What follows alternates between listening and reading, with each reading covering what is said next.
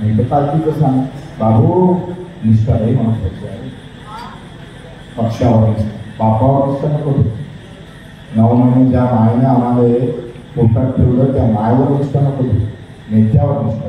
वा, या अवलादा झाली गावागावात, या अवलादीनं आम्हाला दिला. निळ्या भगव्या हिरव्या झेंड्याखाली आमचा सगळा सत्यानाश केला. निळा आकाशाखाली आमचा शेतकरी हिरवं पीक पिकवलं. आणि तो सगळ्या निळ्या भगव्या सगळ्या शेतकऱ्याला जगवतो. जो या पक्षाच्या पार्टीचा झेंडा तयार होतो ना, तो माझ्या शेतकऱ्याच्या बापाच्या काशाच्या पिकावर. तुम्ही सर्वांना निळ्या भगव्या हिरव्यात वाटून ठेवणार का रे? हे तळमळीने बोलतोय, दुःख आणि वेदनेतून बोलतोय.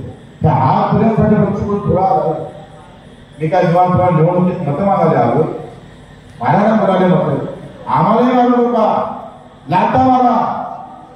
आंदोलन असा सगळ्यांच्या चपला बाहेर घेऊन आंदोलन उभे राहायचं सांगायला.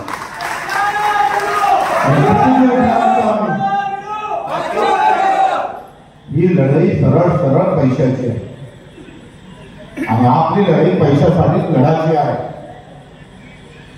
छत्रपती शिवाजी महाराजांना तोरणा जेव्हा घेतला तेव्हा आदिलशाही फक्त 100 किलोमीटर होती, 1 लाख होती.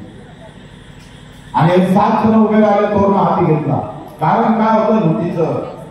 आणि लूट काही मुसलमानाकडूनच होत नव्हती, आपले लोक लूट करत होते. कारण जसे पक्षाचे लोक गावागावात कार्यकर्ते आहे, तसे या आदिलशाहीचे लोक गावागावात मतदार होते. कोणी पाटील होतं, देशमुख होतं, देशपांडे होते, कुलकर्णी होते, हे सगळ्या जातीतले होते. ह्या वतनदारी 20 गावची होती. 2 क्विंटल जर तूर झाली तर 1 क्विंटल वतनदार, आणि त्याच्यातले 8 जण मोगलचे आदिलशाही. दर दिवसा आमच्या लेकीबाई उठवल्या जात होत्या. विषय एका जाती धर्माचा नव्हता, विषय न्याय अन्यायाचा होता. आणि जिजाऊनं सांगितलं, खबरदार माझ्या शेतकऱ्याच्या पिकाच्या एका दाण्याला जर हात लावा तर कापसे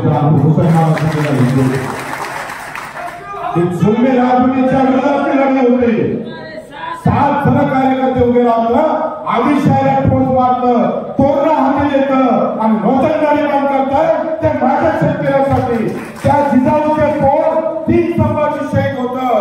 आणि संभाजी जेव्हा औरंगजेब केली म्हणून बघून देतो, मेलो तरी बेहत्तर, पण शेतकऱ्यांनी लुटू देणार नाही. माझा सक्का असला तरी त्याच्या छाताळ्याला बोलून मी. ही लढाई जातीपाती धर्माच्या विरोधात आहे.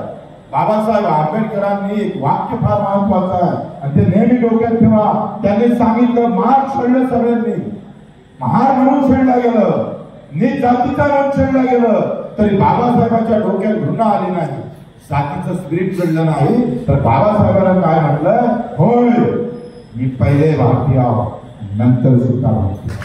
हे डोक्यात राहूया. हे राष्ट्रीय प्रेम आहे, हे आंतरराष्ट्रीयत्व, राष्ट्रभक्ती आहे. त्या भगतसिंगानं 24 वर्ष हातात घेतली. 23-24 वर्षामध्ये एवढा मोठा वाडा, एवढी मोठी श्रीमंती भगतसिंगाकडे होती. देश महत्वाचा होता.